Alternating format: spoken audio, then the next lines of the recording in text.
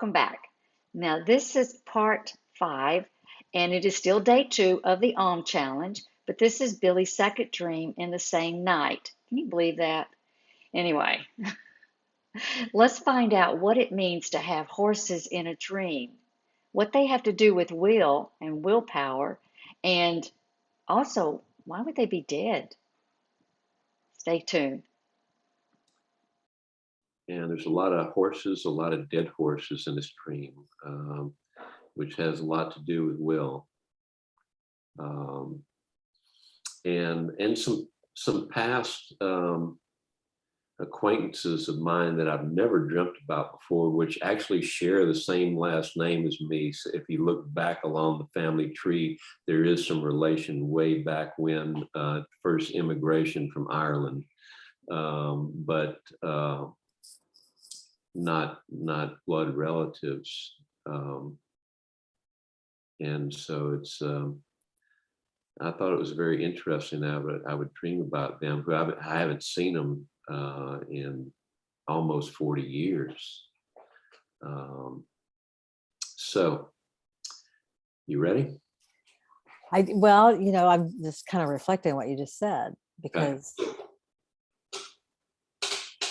we're both Gene Key students. So, we're studying Gene Keys, and there's a great deal of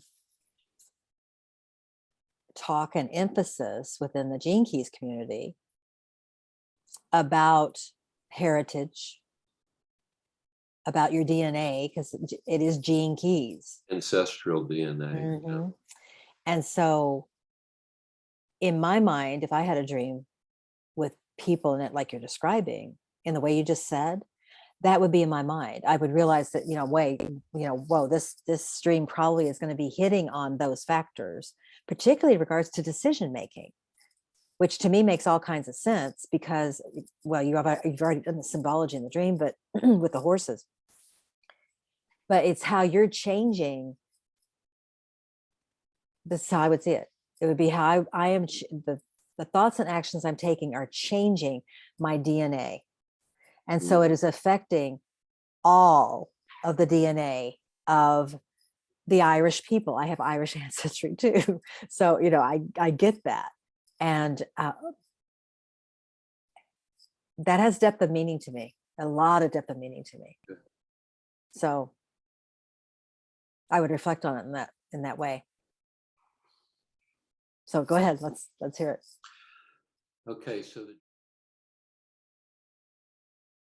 the dream starts where I'm in a rural setting next to a farm. When I say next to a farm, there was a farm which was owned by an older man and his two 30-something sons. And I'm standing on a road that is next to their farm on the side. I was asked by someone else who is a male. I'm not sure exactly who. I have some ideas later who I think it could have been within the dream, to bury a dead horse just off of this property. And so I did that. There was a ditch on the side of the road, and I buried the horse in the ditch. And then I was at a feed store. And here's where I think, and I sort of get the idea that maybe it was a man that owned the feed store that had me bury the horse. I'm not quite sure, but I kept coming up with that feeling as I was typing up the dream. I bought a bag of powder from that feed store. I signed for the bag and I paid for it with a credit card. So we go into the next scene. Do you want to talk about anything in that first paragraph? Tell me what you think about the dead horse that you were to be responsible for, and you were responsible for it.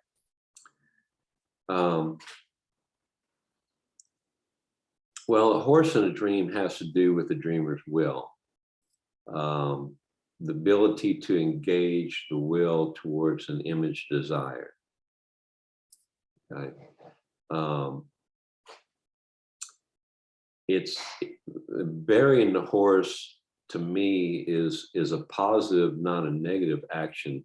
The horse is dead, which suggests a change in the action of will. And burying it in the ground, the earth or dirt is subconscious mind substance, and indicates inner consciousness, readying myself for how I will see this change in will. So it didn't, in the dream, it didn't feel like, I mean, it felt like I was doing something that was right and something that was good. Yeah, I'm getting that. That it was a duty, kind of, I think of Arjuna in the Bhagavad Gita. It was like a duty that you were commissioned. Was there color to the horse? Do you remember? Light, dark, red, just not non-descriptive? There's so many horses in this dream. I don't want to confuse it with some of the others. You're exploring well. They were all dead though. Well, except for one, and that one was light colored, which we'll get into when we get. I didn't type it in here, but it was definitely a palomino or a lighter color. That's cool. That's cool because you established the theme from the very beginning before you even told the dream, which is all about will. So, when you're coming off the dream before it, earlier in the night, and this is how dreams can relate, right? So before, you were the kid in the candy store, literally, in the dessert store, and having a great time. And there's that tendency in you right now to judge yourself harshly and to see that as not a good thing. So this next dream comes, the subconscious mind knows that about you, right? So it's going to give you this next dream so that you can explore how you make your choices, because horses are will, but will is all about your choices, how you craft the choices that you make on anything. And you've got all those dead horses. So it's like, these are the ways you used to make decisions. This is the way you used to think. And you said something. Now listen to this part. Dr. Barber is going to explain to us the duty of the conscious mind and the subconscious mind. Very, very fascinating. You said something really beautiful that is like ding in my mind, which was when you described burying the horse and putting it into subconscious mind. That's very important because the subconscious mind has 4 different expressions of creativity that the conscious mind doesn't have any of those. The conscious mind's duty is to set the direction. That's it. To set the direction and hold it. In other words, Dr. Joe Dispenza talks about acting as though. In other words, being whatever it is that you want. If you want healing or whatever, then that's all you imagine, and you act as though. And you were doing that in the first dream, and you talked about you do it in your waking life too. That when you're injured, you know how to move with the image that you're going to be fine. That's Billy. That's a developed sense. That's high order consciousness. Most people have no clue about that. None. When we take it into a daily situation like eating, most people are out of contact with their physical body and their health.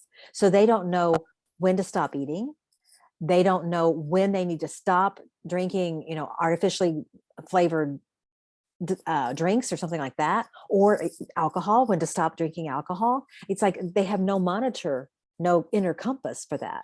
So their willpower then dissolves, right? And that's when we see the black horses and that kind of thing. This dream with all the dead horses are representing all the different ways that you've changed the way you use your will, the way you understand it, the way, all the experiences that you've gone through have given you a wisdom about that. that then ties into the feed store and the farm and the knowledge, the production of, ultimately, of wisdom. So that's part of what I see from what you said. Yeah, and just, maybe a cautionary note here in a very loving way of, again, don't be so hard on yourself. Don't miss what's really here that your dream's telling you. There are things, the rest of that final point, when you're burying the horse in the ground, that's a symbol to me that you're recognizing that there's a lot that you don't have to do consciously. The subconscious mind's supposed to do that. Subconscious will is supposed to do that. And subconscious will exists in 4 separate ways of creation that then the conscious mind only has one additional one. It's the whole alchemical creative cycle that's talked about in some of the esoteric literature. And it's the process of creation, which brings us back again to the Kundalini, because that's creative energy. Don't miss out on the rest of the dream, where Billy discusses what did he do with that bag of poison.